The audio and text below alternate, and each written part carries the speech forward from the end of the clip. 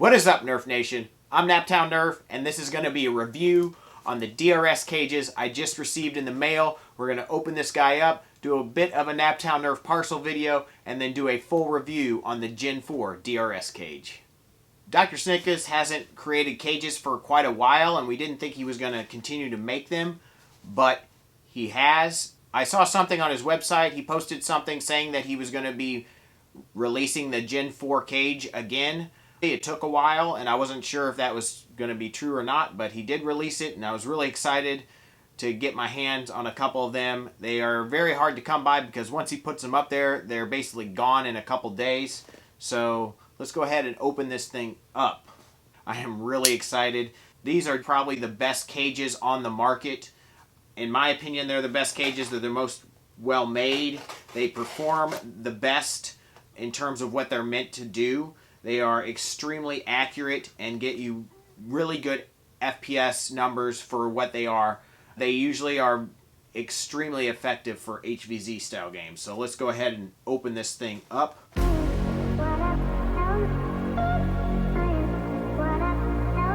And there we go. Boom. One cage. Two cage. So let's go ahead and get one of these open and see how it looks. So these are really nicely designed cages. They come with actually rubber garments here that give your motors a little cushioning, so that's really nice. And then he also sends screws along to mount your motors with, so that's really nice. You get two of those, and that just gives your motor a little padding, which is cool, so it helps with vibration. These are by far the quietest cages I've ever used, so that is really nice. And then he has his own design flywheels, so that's pretty cool. They look so small, but they are super effective. They are very concave, which he was really the first to do this with this really super concave flywheel that gets a lot more grip on the dart, so that's really cool design. These flywheels are awesome. He does have brass coming out of this, and this is a canted cage, so it actually puts spin on the dart, and then that going through the brass makes these things just super accurate and really the most accurate setup you can have in a flywheel blaster. So at first glance, this is a gorgeous cage. It is very well machined. It may not be quite as well machined as previous models. I do see a few burrs, but nothing that's really too big of a deal. So I'm not too worried about that. It's just maybe not quite as precise as previous models. There is some filing that was done inside the dart guide, it looks like. But, you know, as long as it functions really well, it really is irrelevant. The outside looks gorgeous to me. So that's really not that big a deal. It's not quite as polished, and it looks like this one has been damaged slightly, unfortunately, and I'm guessing that was in shipping. There's a slight nick right here on the corner, so that I'm guessing that was because it was dropped in shipping, unfortunately. But it's hardly noticeable, and once it's in the blaster, you're probably not even going to see that. So not really that big a deal. As long as the performance is where it's at, this thing definitely looks pretty enough to be inside of a blaster, so I'm not too worried about that at all. It isn't just quite up to the normal standards of DRS, in my opinion, but I'm being very critical because the standard he set is so high. But I can't wait to get this into a blaster and see how it performs. I expect it to do very well. Okay guys, so I went ahead and wired up my DRS cage with some Neo Rhinos and 16 gauge rewire running off of a 1000 milliamp 3S graphene LiPo 65C discharge. So really nice size LiPo for the motor combination there. And let's go ahead and see what kind of performance we get with this setup. I'm expecting this to be a pretty good HVZ level setup, and that's honestly what I think is best for this DRS cage. It's not a high crush setup, but it is the most accurate cage I have ever shot, and it performs and competes very well with high crush setups. Even though it doesn't range quite as well as those, the accuracy beats it out every time. So let's go ahead and see what kind of performance we get. Okay, we're going to go ahead and start out with some AccuFakes because that seems to be most people's favorite dart here recently, along with the waffle darts, but I have more AccuFakes on hand than waffles, so we'll test those out. And then Koosh darts have always done really well in DRS cages, so I figured we'd go ahead and test some Koosh darts too. These are all brand new darts. Let's start out with the AccuFakes. 120, 114, 112, 111, 126, 97, 126, 119, error, 131, 121, 129, 116, 114, 128, 131, 128, 124, 115, 130.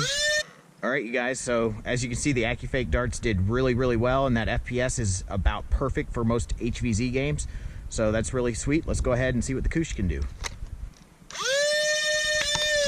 118, 113, 110, 105, 123, 128, 126, 106, 127, 96, 89, 116, 105, 120, 105, 109, 125, 112, 127, 91. So I'm a little surprised that I didn't get higher FPS from the Koosh darts than the AccuFakes. They seem to be relatively equal, to be honest. Yeah, I think that's about the perfect setup. Very, very similar to XP 180s in terms of performance, FPS-wise. I tested it indoors. I was shooting it extremely accurate, hitting probably about a 16-inch diameter circle every time at about 30 feet away. So I'm very, very happy with this cage. Okay, so I'm going to go ahead and just fire some downrange here just to get a good idea of the flight pattern of these darts and just to show you how straight they fly. Here we go.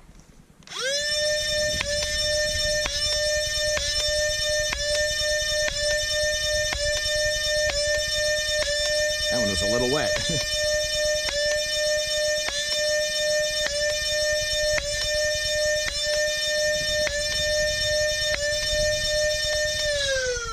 So they were dead straight, very, very accurate. They don't curve one way or the other at all. The Koosh darts usually do fly a little bit further than the AccuFakes, but you know, it's up to you whether you think that that's worth the little extra money they cost. But yeah, you can see the Koosh darts are a little bit further here than the AccuFakes. Very good range though. I mean, I'd say that's probably between 60 and 85, 90 feet, so pretty good. Definitely good enough for HVZ events and pretty good for Sambo Wars too. So okay, you guys, as you can see, the performance is definitely the exact same as all the previous DRS cages. You're getting extreme accuracy, good FPS numbers for a cage that is not a high crush setup. This cage does spin darts. This has been proven.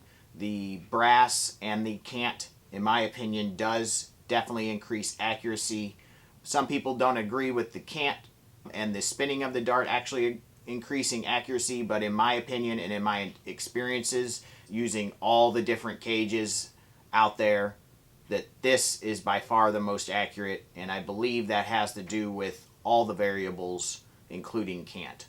The other thing that's really awesome about this cage is the flywheels, and these are very concave flywheels, and they actually contact the surface of the dart more than any other flywheel out there until we saw the most recent Eclipse cage, which may have gone a little too far. But these flywheels are very, very special, and they they are made to go with the cage. Other flywheels will really not work in this cage, as these flywheels are actually smaller in diameter than most flywheels. The only flywheel that I saw that may work, and I'm not sure because it's not been tested, but they might fit in here, are the Blaster Parts flywheels, the blue ones. So that would actually make it somewhat of a high crush setup and might be interesting to test, but all other flywheels are way too large to actually fit in here. The Gen 4 version 2 cage is more of a, in my opinion, a high production cage. It doesn't have quite the refined details that the previous cages I've purchased from him have, but hopefully this means that we will be able to continue to buy them, because they are actually available as I'm making this video.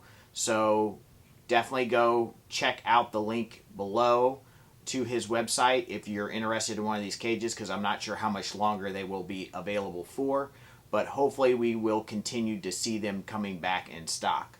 This version of the cage actually reminds me a lot of the first versions of the DRS cage, as it's flat and doesn't have like a recessed portion. It's a very solid, larger cage, and it is very, very nicely made, but it did have a few burrs that needed to be just knocked off. They came right off, so no issues there.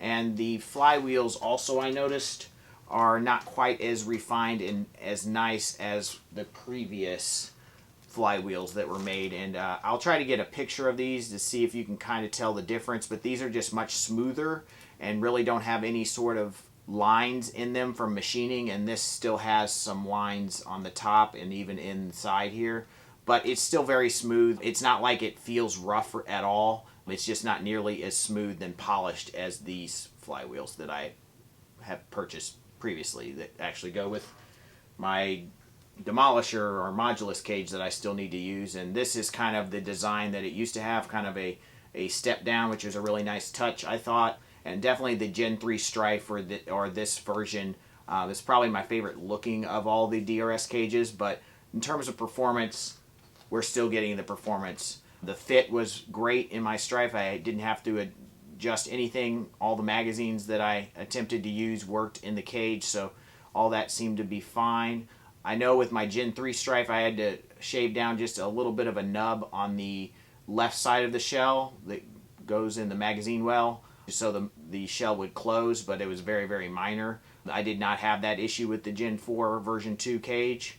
By the way, I don't know why he calls this a Gen 4 cage and not a Gen 5 cage, because it's quite a bit different from the first Gen 4 cage, but I do not have one of those cages, so I can't really compare it to the old Gen 4 cage, but the old Gen 4 cage was very minimized and a lot lighter, I'm assuming, than this cage, but both very nice cages. Definitely worth the money if you are an avid HVZ player or an avid nerfer. I have quite a few of them. They are by far my favorite internal product that has ever been made, and I'm very happy that I have a few of these in my collection. So I know I didn't do a super detailed and in-depth review on this cage, but there's quite a few of those out there. Those have already been done, and I kind of wanted to give you guys just the opinions on the Gen 4 version 2 cage and let you guys know that these are available for purchase as I upload this video. So thank you guys so much for watching. I hope this helped you decide whether to purchase a DRS cage. Smash that like button. Please subscribe. And as always, peace out.